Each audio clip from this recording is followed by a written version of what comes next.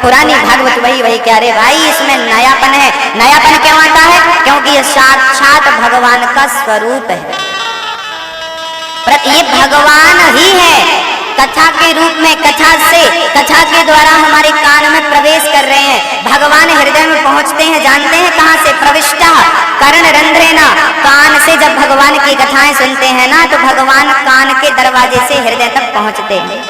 ईश्वर यहाँ से जाता है, कान से यहाँ पहुंचता है। तो आप कथाएं सुन रहे हैं, मतलब ईश्वर को अपने हृदय में बिठा रहे हैं। पहले आप काका गागा नहीं जानते थे, पर मास्टर जी ने बता दिया कि ये काका गागा, तब से ज्ञान हो गया कि नहीं, है ना? ऐसे ही जैसे काका गागा कान के द्वारा हृदय तक पहुंचा, ऐसे भगवान कथा के द्वारा हृदय तक पहुंचा करते हैं। ये ईश्वर है। कथा के माध्यम से भगवान पहुंचते हैं हृदय तक, इसलिए कथाएं नित्य सुननी चाहिए। उस बांसुरी वाले की क्या बात कहूं।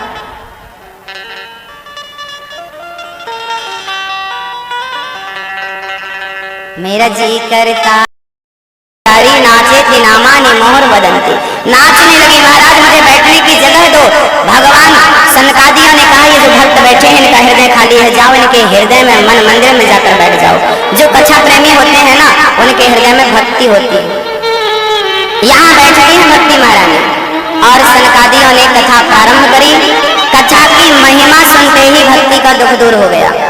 कथा ही दुखों से दूर कर सकती है, कथा ही चिंता मुक्त कर सकती है हमें, कथा ही हमारी हर व्यथा को मिटा सकती है। इसलिए हमें सत्संग नित्य करना चाहिए।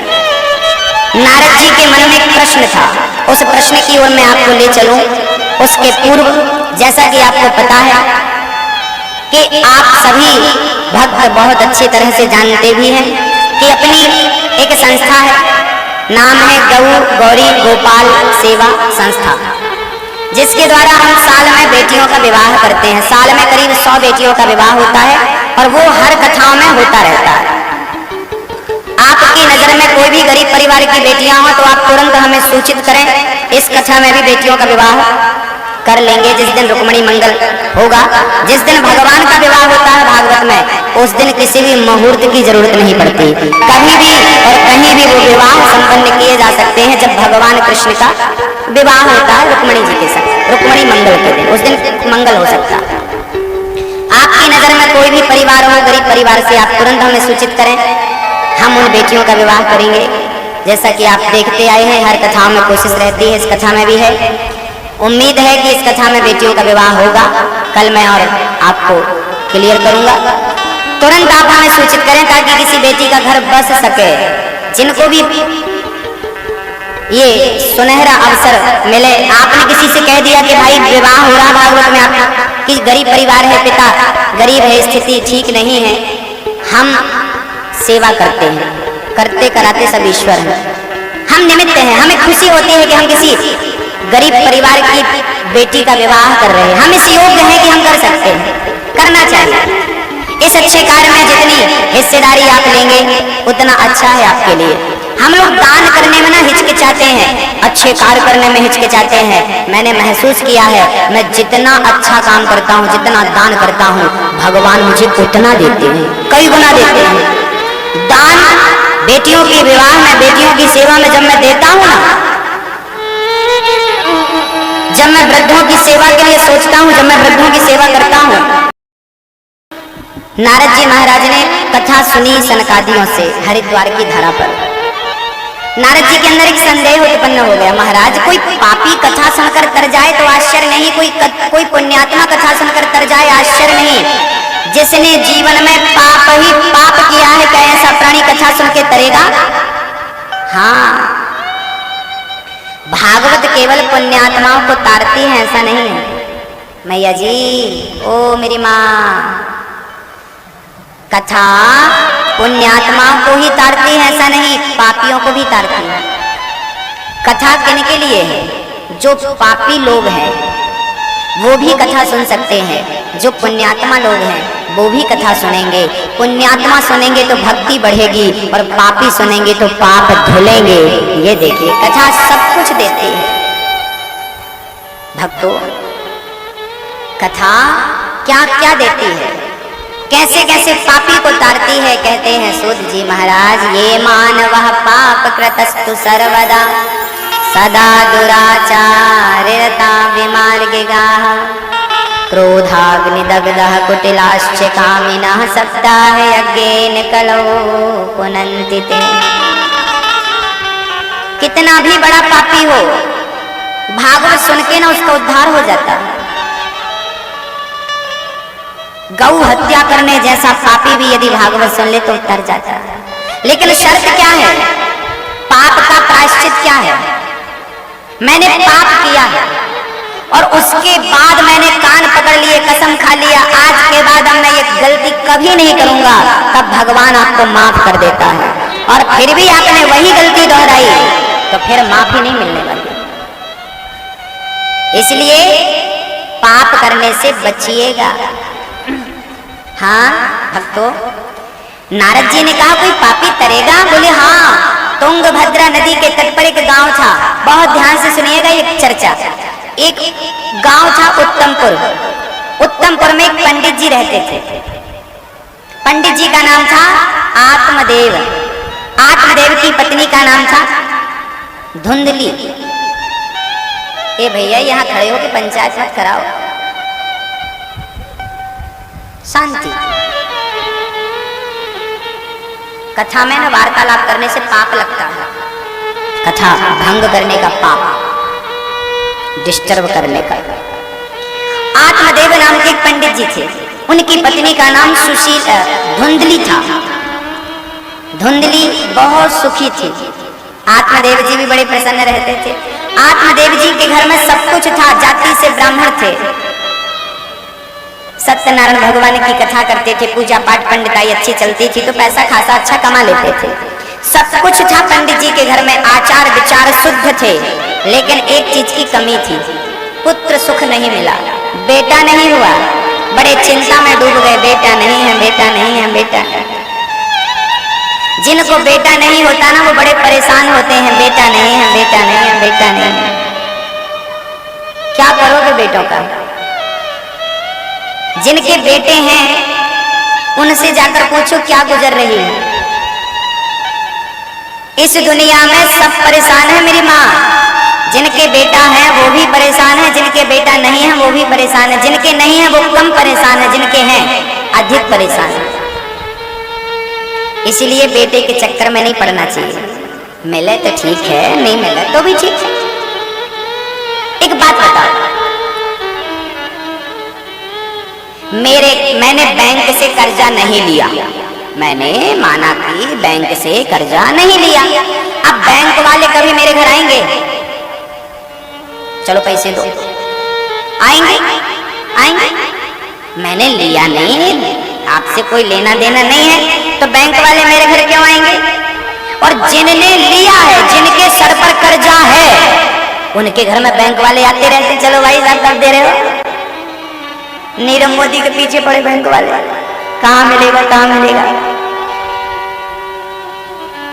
हमने कर्जा लिया ही नहीं तो बैंक वाले हमारे घर क्यों आएंगे? हाँ, जिनके सर पर कर्जा है बैंक वाले उसी के घर आते हैं। ऐसे जिनके सर पर कर्जा होता है उन्हीं के घर बेटा होता है उस कर्जा को उतारने के लिए। जिनके सर पर कर्जा ही नहीं था उनके यहाँ कोई आया ही नहीं। बेटा क्यों होता है? कर्जा से मुक्त करने के लिए ना, माँ बाप को। बोलो हाँ या ना? पिता का ऋण कौन उतारता है? बोलो मेरे भाई। पुत्र उतारता है, तर्पण करता है, पिंडदान करता है, तब पूर्वजों का ऋण उतरता है। अरे जिसके पूर्वज अधोगति में हैं, जिनके सर पर ऋण है, उनके घर बच्चा हो गया, अब वो बच्चा उतारेगा। अब जिनके सर में कोई ऋण ही नहीं था आवागमन का, उनके घर में कुछ नहीं हुआ। अब वो लोग कहते बेटा नहीं हुआ, भगवान नाराज है क्या? भगवान हमसे ज्यादा गुस्सा है, हम सब पूजा करते सबको मिला, हमें नहीं मिला। अरे भाई भगवान नाराज नहीं है, आपके ऋण ही नहीं है तो क्यों दे भगवान? आप सुखी हो, लेकिन अपने सुख में भी आपको दुख ढूंढने की आदत है। जिनके संतान नहीं है यही कारण से नहीं होता बेटा। बेटा नहीं है मतलब कोई ऋण नहीं।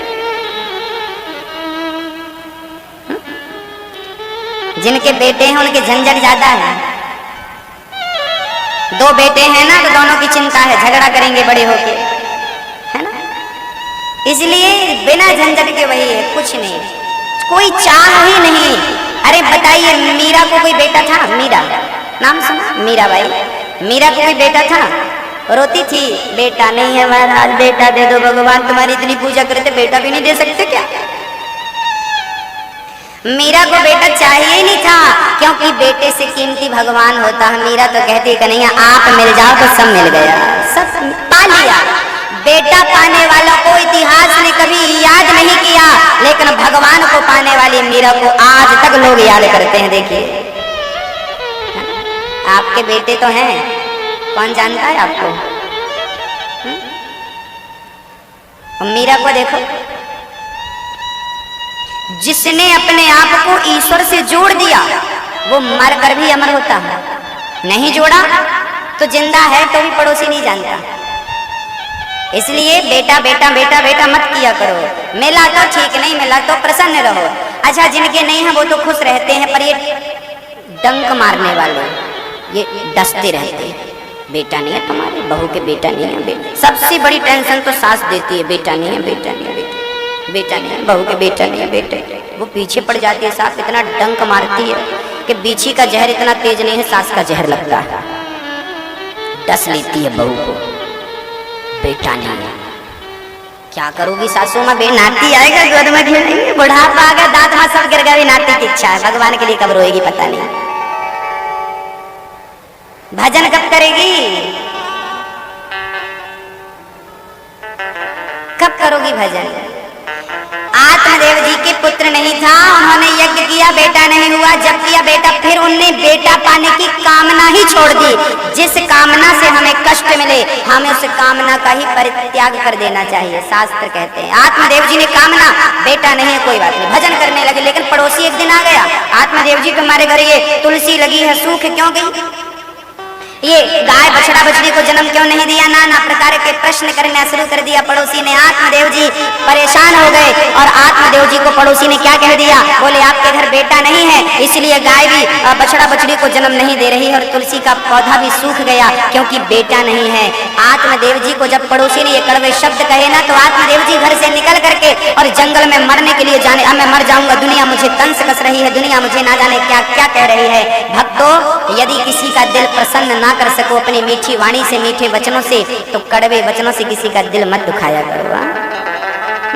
मैया, बोलने के पहले सोच लेना चाहिए कि सामने वाले पर हमारे शब्दों का क्या प्रभाव पड़ेगा, हम जो कह रहे हैं उसका क्या प्रभाव पड़ेगा, सामने वाला दुखी होगा या सुखी होगा। हमारे शब्द से किसी का दिल ना दुखे। अरे किसी का दिल प्रसन्न नहीं कर सकते तो दुखाएं क्यों? हाँ, घर न किसी का बसा सको तो झोपड़ियां न जला देना, मलहम पट्टी कर न सको तो खार नमक न लगा देना, दीपक बन कर जल न सको तो, दीपक बन कर जल न सको तो अंधियारा भी मत करना, पुष्प नहीं बन सकते हो तुम, कांटे बन कर मत रहना। है ना, किसी का दिल नहीं प्रसन्न कर सकते, दुखाओ मत। आरती नहीं उतार सकते तो लाठी भी तो मत मारो। सास का सम्मान नहीं कर सकती हो तो कम से कम अपमान तो मत करो। आरती मत उतारो सास की तो कम से कम गालियां तो मत दो। थोड़ी सी शर्म है कि पूरी बेंच खाई।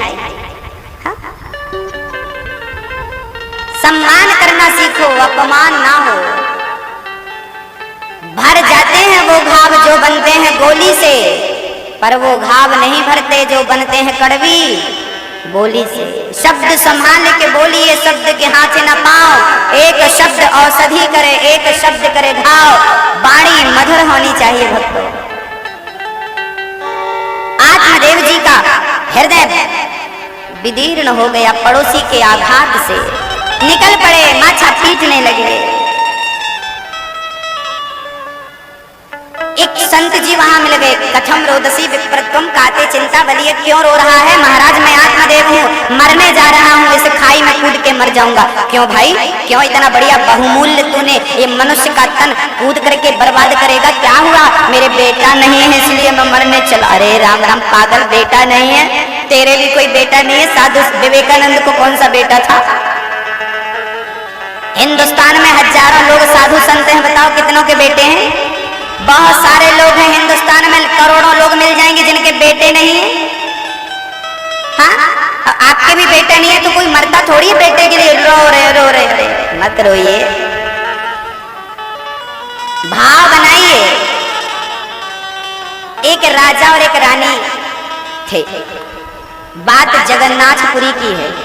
अभी जगन्नाथपुरी की रथ यात्रा निकली, इसलिए आज ठाकुर जी का श्रृंगार जगन्नाथ भगवान का किया। ठाकुर जी दिख रहे हैं कि नहीं जगन्नाथ भगवान आपको? छोटे से रूप में ये बैठे जगन्नाथ भगवान। हमें तो जिस रूप का दर्शन करना होता है इन्हीं में सबका दर्शन कर लेते हैं। जगन्नाथ भगवान की याद आई तो इन्हीं में जगन्नाथ भगवान देख लिया, माता रानी की याद आई तो इन्हीं में माँ को देख लिया, कृष्ण की याद आई इन्हीं में कृष्ण को देख लिया, राम की याद आई तो बांसुरी निकाल के धनुष पकड़ा दिया, इन्हीं में अपने राम को देख लिया। इन्हीं में देख लेते हैं सब। हम यहाँ वहाँ नहीं भागते फिरते, वहां जाए तो वही मिलेंगे, वहां जाए तो।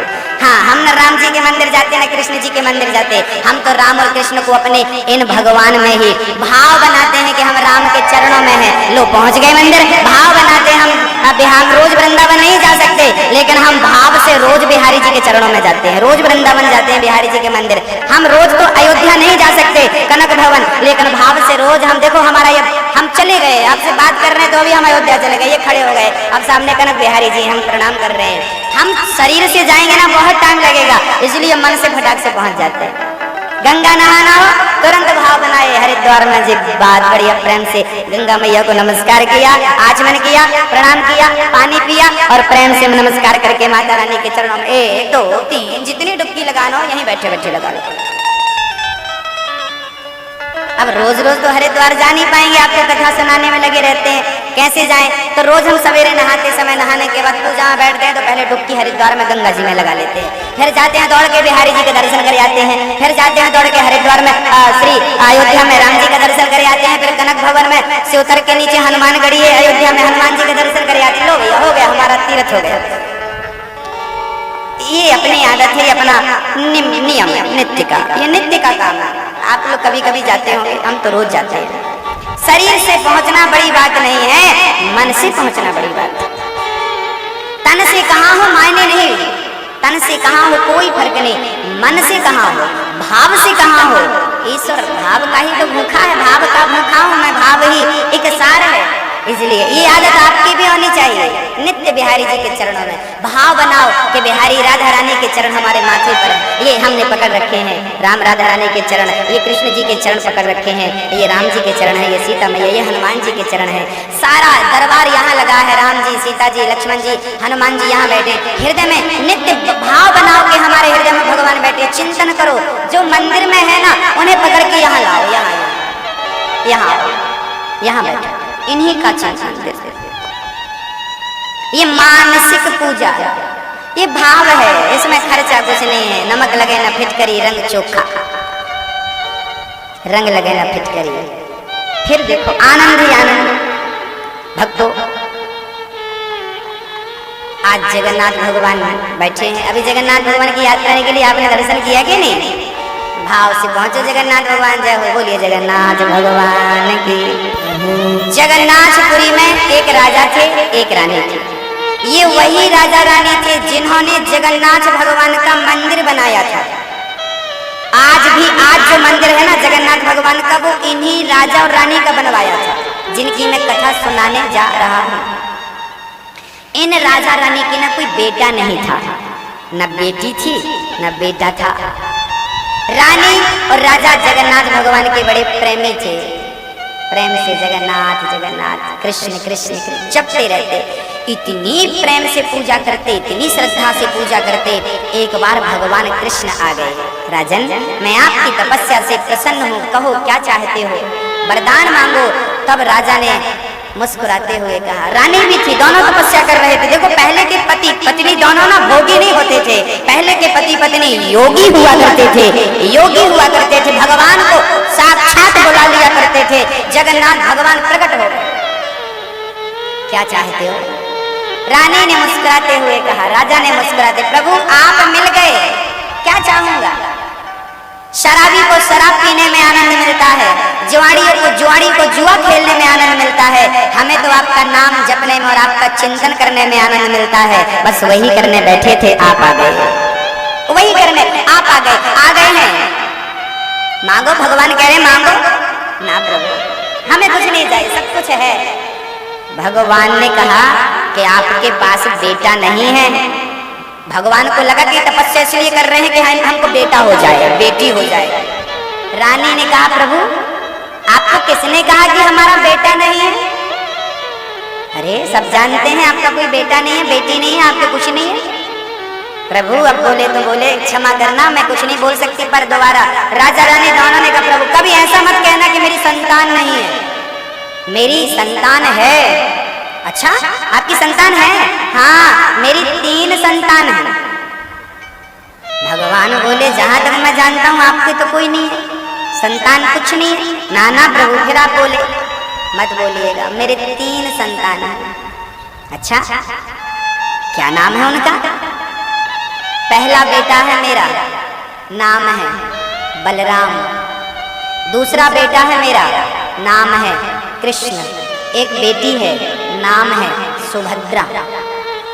ये जो जगन्नाथ तीनों बैठे हैं ना, ये तुम तीनों ही तो हमारे बेटे हो। ये भाव जब तीनों के हृदय में प्रकट हुआ तो भगवान के पथ से उतरे और हृदय से लगा करके रानी और राजा से लिपट करके रोने लगे। ये कलयुग की घटना है। जगन्नाथ भगवान के मंदिर में आज भी जगन्नाथ भगवान इन राजा और रानी का स्वयं पितृपक्ष आता है ना, तो भगवान से इन राजा रानी का तर्पण कराया जाता है आज भी। जब पितृपक्ष आते हैं ना, अभी आने वाले हैं, तो पितृपक्ष जब आते हैं तो भगवान जगन्नाथ से इन राजा और रानी का तर्पण कराया जाता है आज भी। कौन कहता है कि मैं अनाथ हूं? जिसके सर पर जगन्नाथ का हाथ है वो अनाथ कैसे हो सकता? कहने की बातें हैं, मेरा कोई नहीं है, जो मेरा है ना वो तो मेरा है ही है, ऑलरेडी है। जगन्नाथ मेरा, नाथों का नाथ, अनाथों का नाथ जगन्नाथ। बोलिए जगन्नाथ भगवान की जय हो। इसलिए कहा करता हूं, जगन्नाथ के चरणों में रहा करो। कलयुग के भगवान वही हैं, 4 धाम है, पूरब में वही बैठे हैं ठिकाना लगा करके। बोलिए जगन्नाथ भगवान की जय हो। अद्भुत चर्चा है, और भी सुनाऊंगा मैं आपको, उनके भात की चर्चा सुनाऊंगा। आत्मदेव जी को संत ने एक फल दे दिया, ये खा लेना। देखो बेटा बेटी के चक्कर में पड़े, आत्मदेव जी ने फल दे दिया, लो खाना। पत्नी को खिलाना, आत्मदेव जी ने पत्नी को नहीं खिलाया, अब पत्नी को दिया। धुंधली बड़ी दुष्ट प्रकृति की थी, उसने गाय को खिला दिया। बहन को बेटा हुआ, खरीद लिया, बहन के बेटे को अपना कह दिया, पैसों से खरीद लिया। बहन का बेटा पालने लगी, गाय को फल खिलाया था, गाय को भी एक बच्चा हुआ, कान गाय की तरह थे, बढ़िया सुंदर बच्चा था, नाम रखा गौकर्ण। गौकर्ण वहां पंडित हो गया। धुंधली बोली मेरे बेटे का नाम धुंधकारी, एक धुंधकारी एक गौकर्ण, दोनों एक ही घर में रहते हैं, एक ही दाने को खाते हैं, लेकिन दोनों के संस्कार अलग अलग हैं। गौकर्ण जी परम भक्त हैं और धुंधकारी दुष्ट है, शराब पीता है, ना जाने क्या क्या नहीं करता। पिता के पास एक दिन पहुंचा, चलो बुढ़े पैसे निकालो, पैसा नहीं दिया, एक डंडा जमाया पीठ में। आत्मदेव जी लगे रोने, भगवान बेटा नहीं था तो भी रोना पड़ा, बेटा मिला तो भी रोना पड़ा। ये है ही ऐसा झंझट लड्डू, जो खाए वो भी पछताए, ना खाए जो लाए थे वो भी नहीं ले जाओगे। सही है, माँ के पेट से लाए थे कि नहीं? छोटा सा हाथ, छोटा सा पांव, छोटा सा शरीर, इतना सा मुंह, सर में बाल भी थे छोटे छोटे। मरोगे सब यही रह जाएंगे। हाँ ये सच्चाई है, जब हम मरेंगे सब यही धरा का धरा रह जाएगा। मेरी माँ, बेटा यही मिला, बिटिया यही मिली, पद यही मिला, प्रतिष्ठा यही मिली, सब कुछ यही मिला, और यही का सब यही रह जाता है। तो रोते क्यों हैं हम? क्यों रोते हैं? अच्छा बताइए, आप में से मरेगा कौन?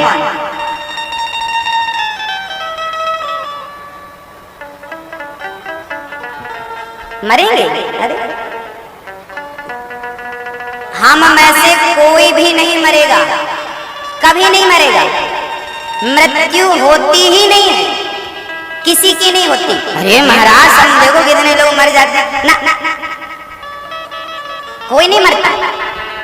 आप लोग यहाँ आए हो, अभी घर जाओगे कि नहीं? घर से कथा सुनने आए हो, यहाँ बैठे हो पांडाल में कथा सुन रहे हो, घर जाओगे? जैसे आप घर से यहाँ आते हो 3 घंटे 4 घंटे के लिए कथा सुनी फिर चले गए, ऐसे हम 10 साल 25 साल 50 साल 100 साल के लिए यहाँ काम करने आते हैं। जहाँ से आए थे वहीं चले गए, कोई मरना थोड़ी हुआ। जहाँ से आए चलिए, कहाँ से आए थे? भगवान के घर से आए थे। शरीर 5 तत्वों से मिलकर बना था, वो 5 में मिल गया। शरीर कितनी चीजों से बना है? किस किस से बना है शरीर आपका? जरा बता तो दो। पृथ्वी, जल, वायु, अग्नि, आकाश, इन 5 तत्वों से मिलकर के हमारा शरीर बना है। ये 5 तत्वों से मिलकर बना है। जीवन नित्य के ही लगी तुम रोबा, छित जल पावक गगन समीरा, पंच रचित अति अधम शरीरा। 5 तत्व 5 में मिल गए।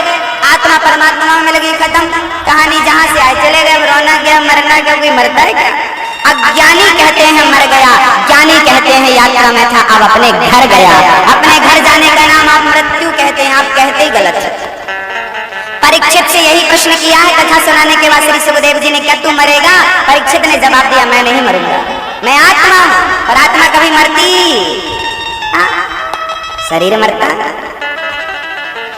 इसलिए आत्मदेव जी कह रहे हैं, कौन किसका बेटा कौन किसका पिता, चिंता मत करो, हम सब किराए से हैं। यहाँ किराए के मकान में हैं, मुसाफिर हैं। यात्रा जब पूरी हो गई तो जाना पड़ा। पिताजी कौन किसका बेटा कौन किसका पिता, सब आए थे अपने काम के लिए, सब काम हो गया, अब जा रहे हैं। जो जहाँ था ये पांडाल हमें यहीं मिला, जब जाएंगे तो ये यहीं मिला है, यहीं रह जाएगा, जाएगा थोड़ी साथ में हमारे।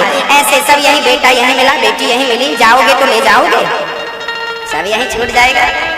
हंसते हंसते जाना, अच्छे कर्म करोगे तो हंसते हंसते जाओगे, और नहीं तो आँख खुली तो अर्थी पर भी उठ के बैठ के रोने लगोगे, फिर मर जाओगे।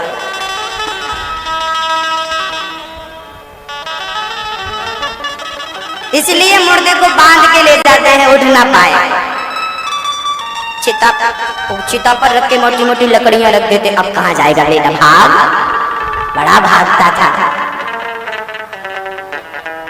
तब तक खड़े रहते हैं गांव वाले जब तक जल नहीं जाता। ऐसा ना हो चिता सुट के भाग जाए, पूरा जलाएंगे। ये देखो जहां से आया वहां पूरा भेज के ही रहेंगे। ये सच्चाई है, कब तक बचोगे? आत्मदेव जी ने ज्ञान सुना पुत्र का। देहेश मांस रुधिर, शरीर में मांस के अतिरिक्त, हड्डियों के अतिरिक्त, मज्जा के अतिरिक्त, ब्लड के अतिरिक्त क्या है? देहेश मांस रुधिर भेमतिम त्यजत्वम जाया सुता दिशु जाया, पत्नी पुत्र का मोह त्याग दो। जाया सुता दिशु सदा, ये सदा सदा के लिए दुख देने वाले हैं पत्नी पुत्र। इसलिए धर्मम भजस्व सततम त्यज लोक धर्मान, भगवान का भजन करो वही सत्य है, बाकी संसार के लौकिक धर्म का परित्याग कर देना चाहिए। आज गोकर्ण जी कह रहे हैं, पिताजी वहां से निकल पड़े। माँ कुआं में कूद के मर गई। धुंधकारी ने अपनी माँ पर अत्याचार किया, माँ कुआं में कूद के मर गई। 5 वैश्याओं को घर में ले आया धुंधकारी, 5 वैश्याओं के संग रहने लगा। इन 5 वैश्याओं का अर्थ क्या है मैं आपको कल के सत्र में सुनाऊंगा। बाद में धुंधकारी जब मरा तो गोकर्ण जी ने उनके निमित्त भागवत सुनवाई, और भागवत सुनने के पश्चात गोकर्ण जी ने भागवत सुनवाई। गोकर्ण जी ने धुंधकारी के लिए विमान आया, विमान पर बैठ करके धुंधकारी जाने लगा। दूसरी बार कथा सुनाई गोकर्ण जी ने। कुत्ता बिल्ली पशु पक्षी भी विमानों पर चढ़ चढ़ के भगवान के परम धाम को गए। कथा का ये प्रभाव है कि मनुष्य क्या, प्रेत आत्मा भी कथा सुन ले तो उद्धार हो जाता है। जीवात्मा भी कथा सुन ले, चीटी सी लेके। यहाँ आप बैठे हो ना, यहाँ जितने जीव जंतु पशु पक्षी हैं सब तर रहे हैं इस कथा को सुनकर। कथा का प्रभाव कोसों दूर तक होता है। जहाँ जहाँ तक कथा की ये हवा पहुँचेगी, हवा में घुले हुए शब्द पहुँचेंगे, वहाँ वहाँ आनंद का एक वातावरण, भक्ति का वातावरण बनेगा। धुंधकारी जाने के बाद, धुंधकारी का उद्धार होने के बाद नारद जी को यकीन हो गया कि भगवान की कथा मोक्षदायिनी है। नारद जी नाचने लगे, कीर्तन करने लगे। कथा श्रोता कैसा होना चाहिए? श्रोता 3 प्रकार के हैं, श्रोता, श्रोता और श्रोता। एक अवर, एक प्रवर कोटि के लिए श्रोता है। अवर मीन्स बैल की उपाधि, प्रवर मीन्स जो प्रबुद्ध जन है, जो जैसे हंस है। हंस दूध और पानी को मिक्स करके रखो, दूध ग्रहण कर लेता है, पानी छोड़ देता है। ऐसे प्रवर कोटि के श्रोता जो होते हैं, कथाओं में सार को ग्रहण कर लेते हैं, असार को, थोथा को छोड़ देते हैं। ये सार ग्राही होते हैं। और वक्ता कैसा हो?